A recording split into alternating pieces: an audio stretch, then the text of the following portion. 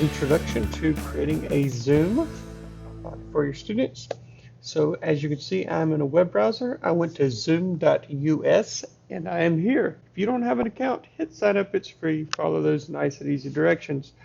I've already got one, so I'm going to click sign in. Once I hit sign in, I'm going to click sign in. And after that, it will take you to a screen like this. If for some reason you don't see anything quite like this, you can go over here and click on yourself, click on your name, and it will take you here. All right. Now, on the left-hand side, you can see profile, meetings, webinars, recordings, and settings.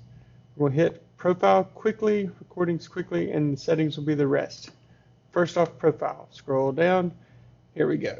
This is what you need to share. This is your personal meeting ID. That way you don't have to keep making meetings upon meetings upon meetings. You just post this, they show up. You got to hit this little eyelash thing and his eyes will be opened, and then you can copy the whole link. Okay. Once you do that, you can put that inside of your LMS, whether it's Schoology or Seesaw, and your students will have access to it. How awesome is that? All right, so that is your meeting ID. Next, let's go to recordings.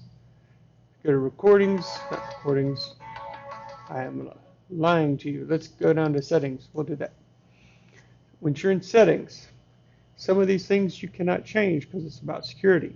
So yes, you have to have a security option. Scroll down. Choose waiting room.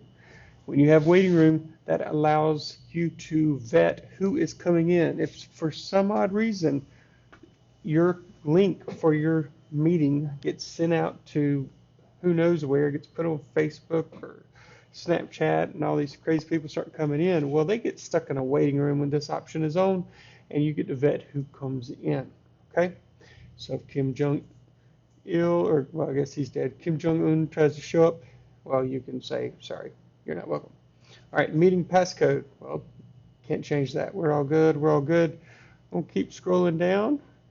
This is just for you. If you want to start with your video on or off, click there. People who show up on off, click there. Keep scrolling down, keep scrolling down. This is the one I like right here for chat. I like to keep my chat on, okay? And also, by default, they're going to chat with you. You can change this, but I would prefer that you keep it as just you. That way they don't talk to people while you're having class. And also, this allows you to save chats, okay? Why do you want to do this? The reason is if you have a Zoom and you want to say, hey, the question today is this, put it in the chat in the Zoom, well, this will save the chat, okay? It'll bundle it with your video file and your audio file. And now you have a record of who was there, because you can go back to the chat and everybody who answers that question, well, it'll be there. So it's actually a pretty useful thing. And of course, you can get creative on how you want to incorporate chat into the class if you're all online. It also is a nice place for people to ask questions. All right, so, and of course, I cut private chat off. That way people can't talk to each other. All right, keep scrolling down. Sound notification when someone joins or leaves. This is important because a waiting room is wonderful to keep the bad people out, but it also has a downside in that when somebody shows up 10 minutes late to class, well, you might not notice it because they aren't in the class, they're stuck in the waiting room. So when they show up, this will actually play a little ding or a bell sound, and that way it will alert you to say, wait a minute, I need to let somebody in, okay? Now, let's jump over to anything else? Yeah, let's go to the top, and we'll click on recording. I lied to you. Recordings here are just where it saves things. If you save it to the cloud or to your computer, I'm going to click on recording right here. This to me is very important as well.